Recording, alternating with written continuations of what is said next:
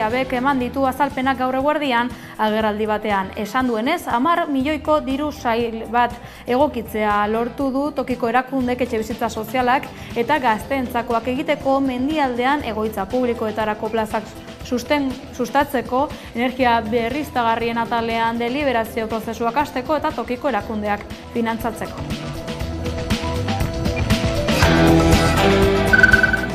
AZED etxebizitza sindikatuak salatu duenez etxegabetze bat egin dute Baien kalean Bilboko San Francisco auzoan.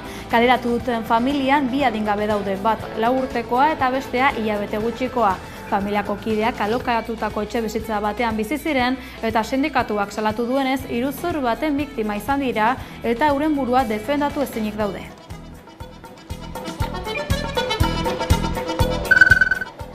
Historia berriro hasiko da Sirian. Hala esan zuen atzo arratsaldean egindako hitzartze labur batean Abu Mohamed al-Golanik sortaldea askatzeko erakundea muturreko koalizio islamista sunnitaren buruak.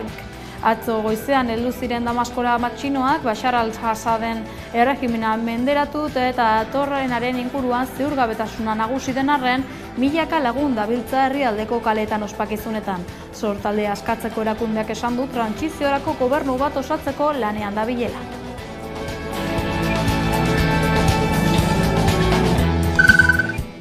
Benito Lertxundiren itzalpean, adio bero aurtengo azokari, azken unera arte irakusleio honek eskaintzen zuenari zukua atera ondoren, arratsaldeko 6etan itxi zituen ateak aurtengo edizioak Benito Lertxundiri esker ona erakusteko egin zen ekitaldi batekin. Hainbat musikarik eta sortzaiek Oiama Euskal Herria abestia kantatu zuten areto nagusian, baina landako gune osoan entzun eta kantatu ahal izan zuten bertaratu zirenek. Horrela agurtu zuten aurtengo edizioa.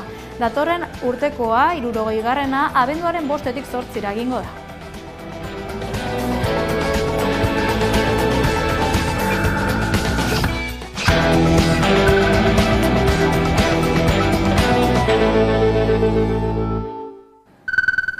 Ongi etorri Hamaika telebistako albistegira. Arabako Foru Aldundiko bi alderdiek EAJ eta PSek aurre akordio bat egin dute EH Bildurekin 2025ko aurrekontuak osatzeko. Hala jakinarazi du EH Bildu gaur Foru Gobernuaren politikak berbideratzeko balio duen aurre akordioa dela adierazi dute EH Bilduko batzarkideek. Arabako Aldundiak eta EH Bilduk 2025ko aurrekontuak onartzeko akordioa egin dute. EAJaren eta Alderdi Sozialistaren gobernu taldeak ez du gehiengoa Arabako batzar nagusietan eta beharrezkoa du EH Bilduren babesa.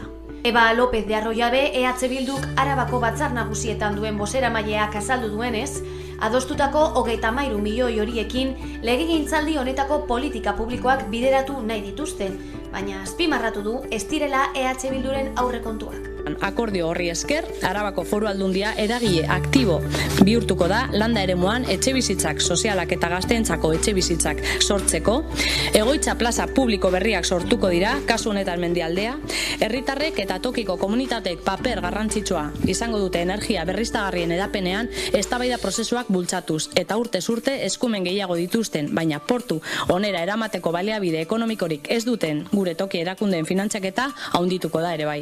Beraz, akordio ona da Arabarentzat, bertako toki erakundeentzat eta lurralde honetan bizi garen ontzat. Guztira 69 zuzenketa partzial adostu ditu EH Bilduk gobernu taldearekin. 33 milioi euroko balioa dute, baina 2025ko aurrekontuan 9,6 milioi euro joango dira. Urdaibaiko eskualdean Guggenheim museo bat eraikitzeko proiektua ez dela oso inbaditzaia iritzi dio Eusko Jaurlaritzako lehendakari Manuel Pradalesek eta aitortu du museo hori inauguratzea gustatuko litzaiokeela. Haren hitzetan alere gauzak ondo egin behar dira arinegi ibili gabe eta halako kultur ingurumen eta gizarte proiektu bati eragiten dioten auziak bermatuz. Bilbon egin ditu adierazpenok ekonomiari lotutako foro batean. Museoak bi egoitza izango lituzkela ekarri du gogora Pradalesek, Gernikan bata eta Muruetan bestea, eta proiektua tramitazio fasean dagoela eta ez dela oso inbaditzailea gaineratu du. Haren hitzetan, eskualdeko biztanleei entzuteko eta hobekuntzak naiz gobendioak gehitzeko konpromiso instituzional bat dago. Badago aldaketak gehitzeko denbora eta ez dute arinegi jokatuko.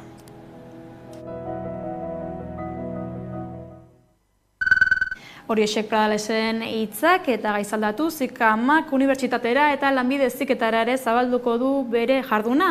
Gogo eta prozesuan jardun dute ikasle antolakundeko kideek eta txosten batean jaso dute hemendik aurrera zerk eta nola zedarrituko duen bere jarduna.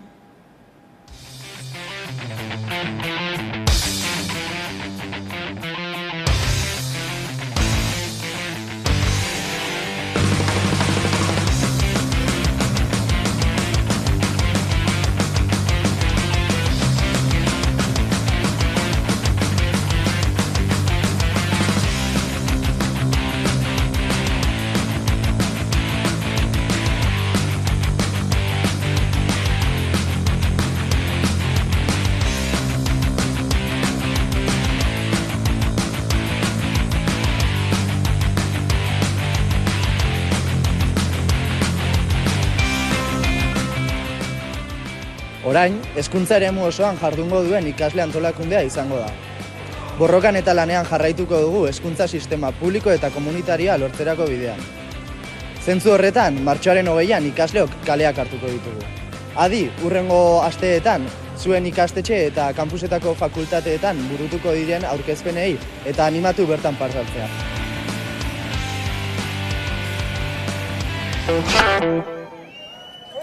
Familia bat etxegabetu dute Bilboko San Francisco auzoan. Mobilizaziorako deitu du AZ Etxebizitza Sindikatua gaur arratsaldeko 7:00 Corazón de María plazan etxegabetzea salatzeko. Gaur goizean etxegabetze bat burutu da San Francisco auzoan Bailen kalean. Poliziak era biolentoan familia bat etxegabetu du, 2 haur txikikoak. Horregatik gaur arratsaldean Corazón de Mariatik manifestaziora deitzen dizuegu. Esta mañana se ha producido un desahucio en el barrio de... 23 urteko gizonezko bat atxilotu dute Errenterian bere bikotekidari eraso egitea leporatuta.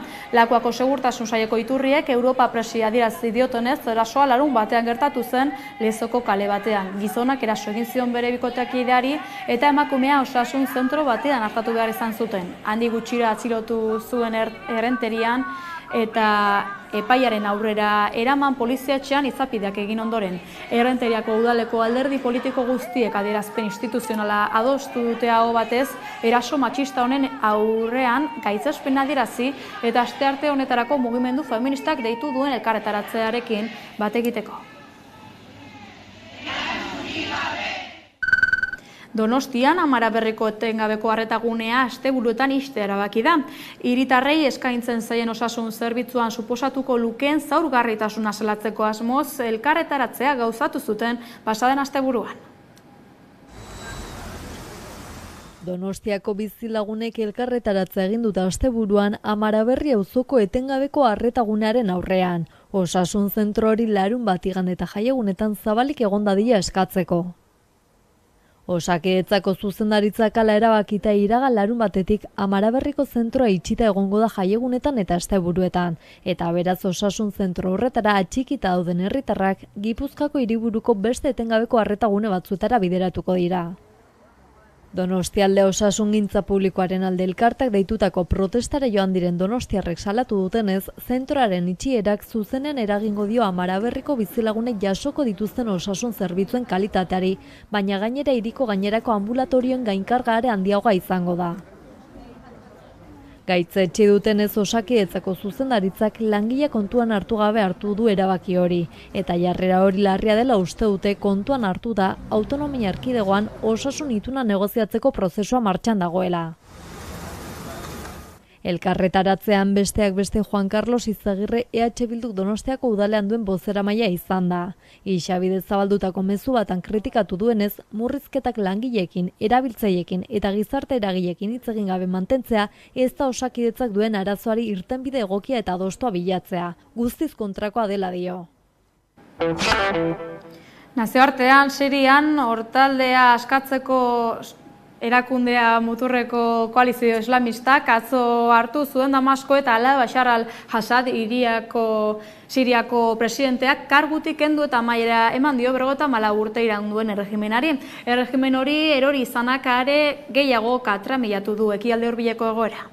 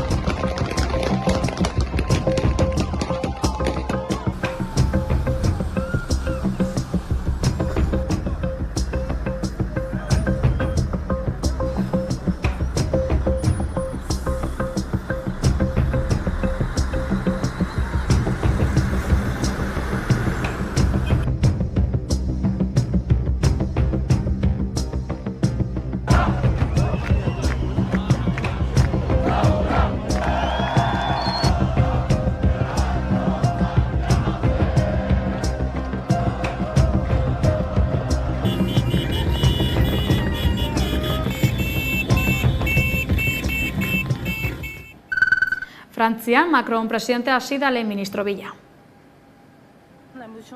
Pasa den asteazkenean Frantziako lehen ministroaren aurkako zentsura mozioa onartu zuen Asanblea Nazionalak, ordutik jardunean ari da Frantziako gobernua. Eta bien bitartean Macron presidenteak lehen ministro berri aukeratzeko bilera sortari ekin dio. Ezkerreko indarrekin ari da bilera sorta egiten, baina intsumisoek uko egin diote presidentearekin bilera egiteari.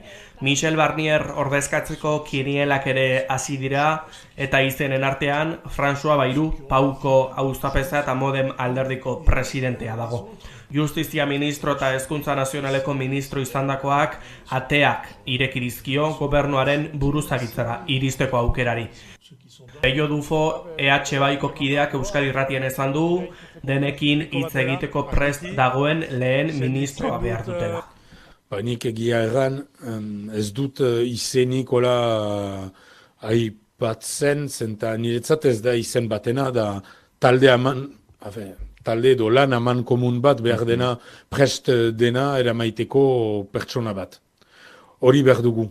Gero bakoitzak ikusten du norbait edo, baina ni ez naiz horietan sartzen. Helburua da zinez gauzak aldaraztea, eta hastean erraten nuen bezala gizartearen zat, garaipenak edo entzinamenduak behar dira albezain fite edo nor izan ezkerretik ere, gauza da norbait eraikitzaile denekin lan egiteko prest eta entzina. Baina pertsonarena bat alabertze niretzat ez du gauzan nitzik aldatzen egia. Azken egunotan Notre Dame katedral eraberrituaren inaugurazioarekin ezkutatu nahi izan du Macronek Frantziako krisi politikoa. Europar Batasunak eta Mercosurrek hegoaldeko merkatu komunak merkataritz libregerako akordioa adostu dute. Hitzarmena pasaden ostiralean sinatu zuten Montevideon eta Ursula von der Leyen Europako batzordeko presidenteak lorpen atxalotu zuen. Emmanuel Macron, Frantziako presidenteak aldiz aurka agertu zen. Argentina, Bolivia, Brasil, Paraguai eta Uruguai osatzen duten Mercosur eta itun honekin Europako industriak herrialde hauetako sarbidea izatea espero da, baita Mercosurreko estatuetako nekazaritza industrialaren sektorea Europar Batasunean ezartzea.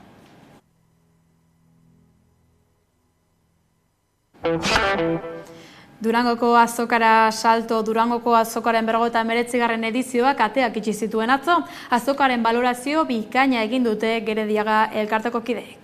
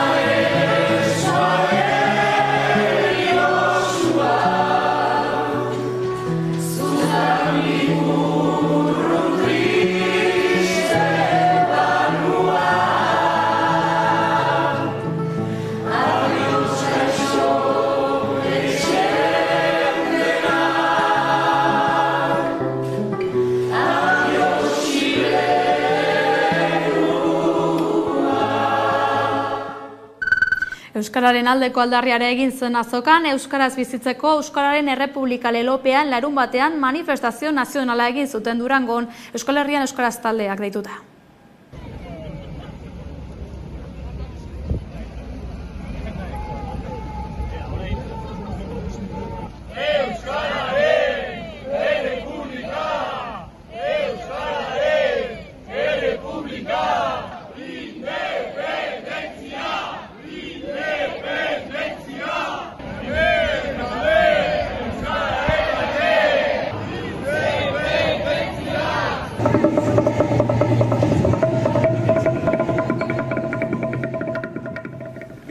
duguna egiturazko arazoa dela esan dugun bezala, ezin dugu errealitate honen aurrean dugun ardura ukatu, gainetik kendu. Euskararen auzia despolitizatzetik urrun, pertsonala politiko gisa ulertuz, bizi dugun egoeraren eta haren kausen kontzientzia hartu, saretu, antolatu, borrokak piztu eta kaleak hartzeko garaia da. Euskal Herrian euskarazetik konpromiso hartzen dugu, egoerak eskatzen duen neurrian, gure jardunean, orain arte egiten duguna baino gehiago eta hobeto egiteko. Edo behintzat, ahalegin horretan dena emateko.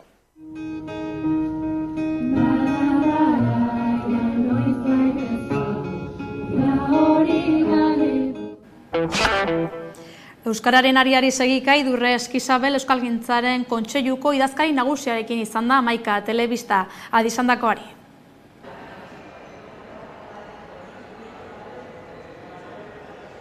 Euskararen nazioarteko egunean egin dugu hitzordua Idurre Eskizabelekin. 2 urte daramatza Euskalgintzaren Kontseiluko idazkari nagusi eta berarekin euskararen egoeraz mintzatu gara. Urtebete igaro da Euskalgintzaren Kontseiluak deituta euskararen aurkako oldarraldia salatzeko Bilboko kaleak bete zituztela. Euskalgintzak indar erakustaldia egin zuen egun horretan. Egun hori oso garrantzitsua zen, hain zuzen ere garbi daukagulako oldarraldi handi bat ari garela bizitzen euskararen normalizazioaren aurka, ezta? Eta horren forma gorena momentu honetan Euskal Herriko parte batean, zehazki autonomia erkidegoan eta Nafarroako parte batean, oldarraldi judiziala da. Orduan guretzako oso garrantzitsua zen egun hori adierazi nahi genulako adostasun sozial handi baten kontrako oldarra dildi bat dela gainera. Eta, bueno, egun indartsua izan zen, alde batetik hasi ginelako itxaropen handiarekin, baina galdera handiekin baita ere, ez, gure ikuspegiak, ez, guk ikusten genuen adostasun hori benetan islatuko ote zen Bilboko kaleetan, eta bukatu genuen poz eta unkidura handiz ikusi genuelako baietz adostasun sozial hori oso handia dela, gainera badagoela esateko gogoa daukala eta indar horrekin bukatu genuen eguna. Eta bereziki aurrera begira lanean jarraitzeko bultzada eta konpromiso handi batekin.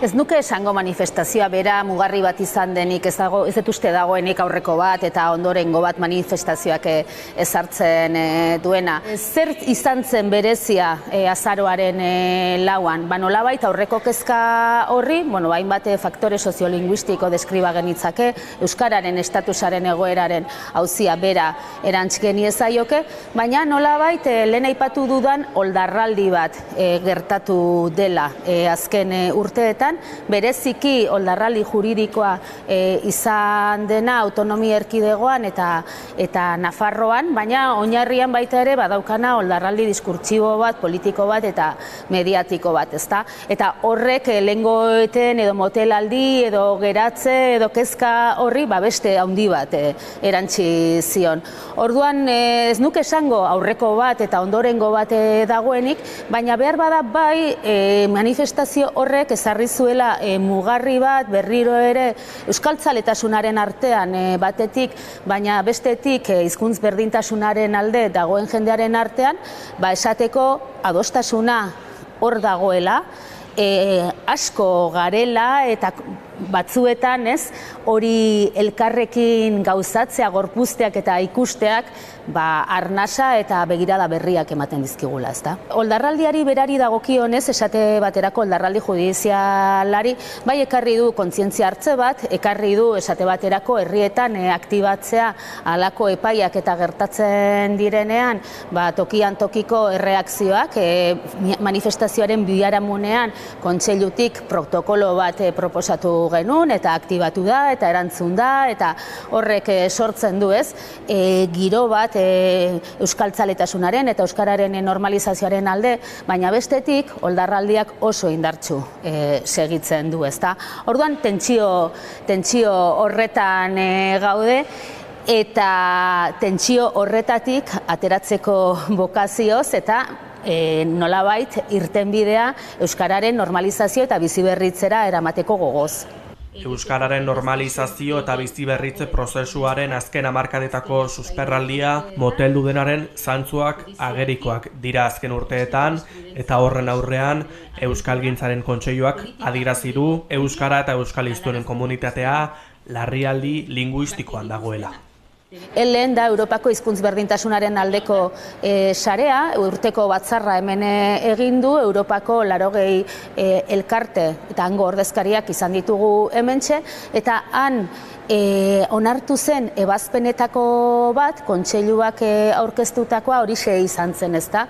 Adieraztea euskara larrialdi linguistikoan dagoela, euskaliztun komunitatea hizkuntza larrialdian dagoela. Pixka bat Kontseiluan eta Kontseilua osatzen dugun eragileen artean gogoeta zen egoera honek izendapen komun bat behar duela, diagnostiko komun bat, hain zuzen ere gauzak ondo izendatzetik, diagnostiko onak egitetik abiatzen delako gero irtenbidea jartzea ere. Larrialdi linguistikoan gaudela esatea asko kostatu zaigu, nahiz eta hartzen badugun azken inkesta soziolinguistikoa, horra agertzen diren datu eta joera askok horixe erakusten diguten. Edo estatusari begira jartzen bagara, oraindik ere Euskal Herriko zati handienean euskara ez da ofiziala, ez dauka nor izatearen gutxieneko aitortzarik. Edo etorkizunera begira jartzen bagara, globalizazio testu inguru honetan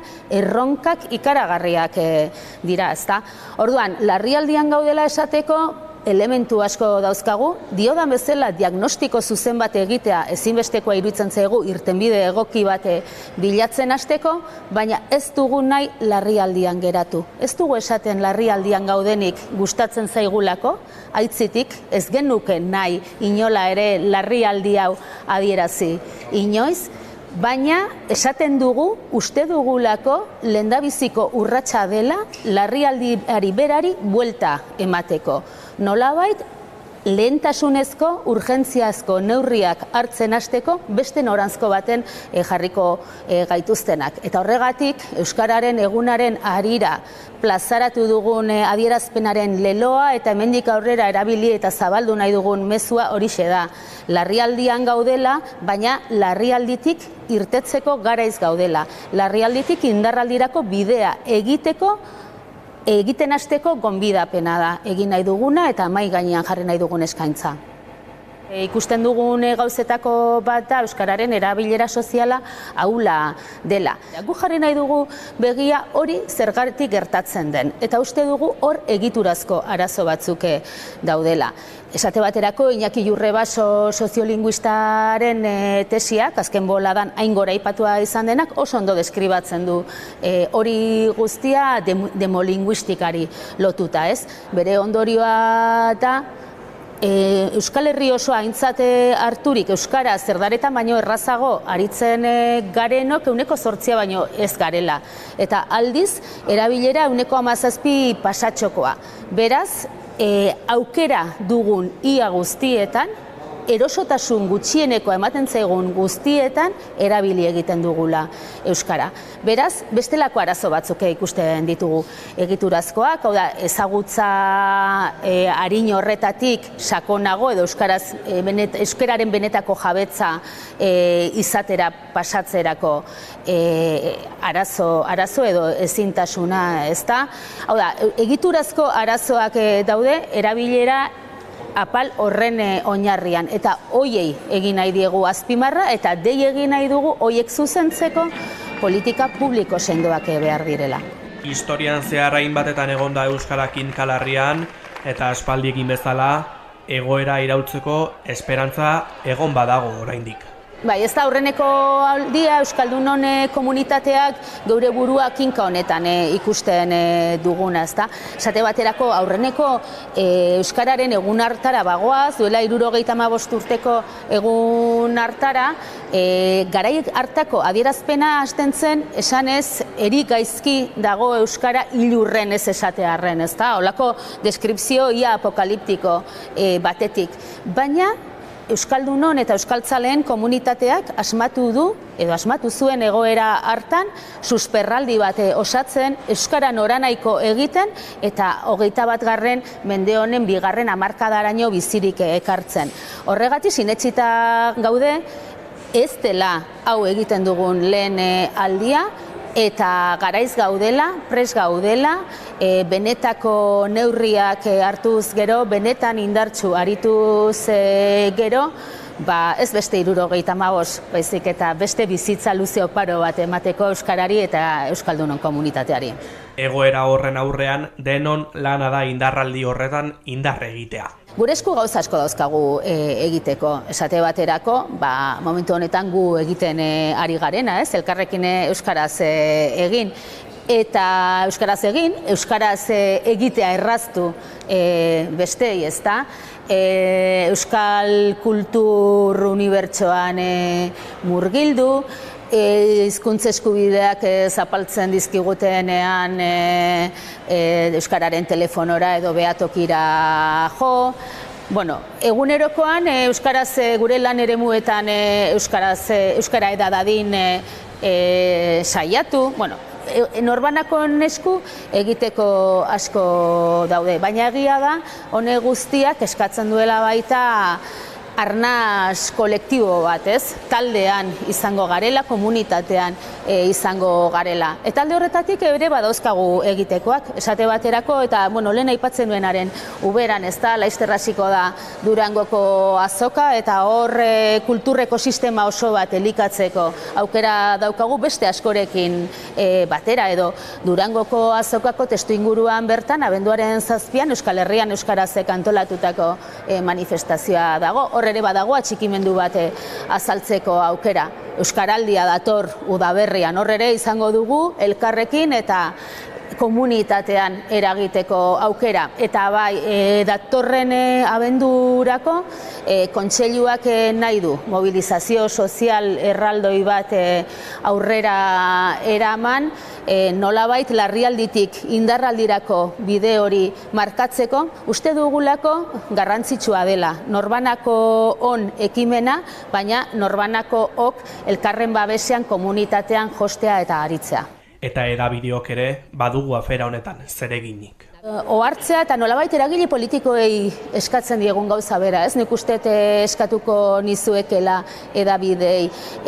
Ulertzea larrialdi linguistikoa diogunean ari garela esaten lehen mailako auzi politiko batez ari garela, ezta?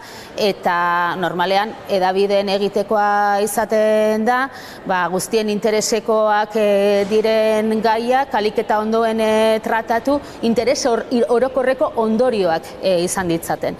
Halako seriotasunez eta halako oihartzunez jorratzea gai hau uste dutela edabidek egin dezakezuen ekarpena eta euskaraz jakina. Amaierara heldu gara euskarazko berri gehiagorako badakizu sartu11.eus atarian ongi izan eta laster arte.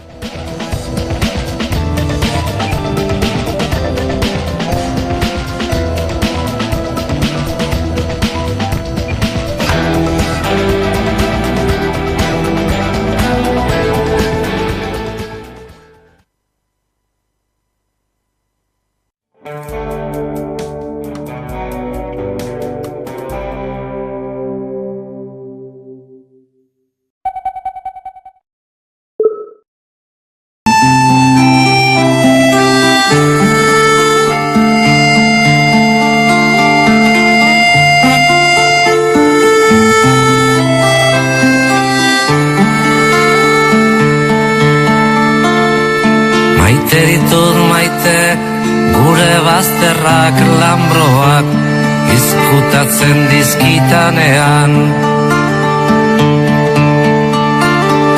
Maite ditut maite, gure bazterrak lambroak izkutatzen dizkitanean. Zer izkutatzen duen ez ditanean ikusten.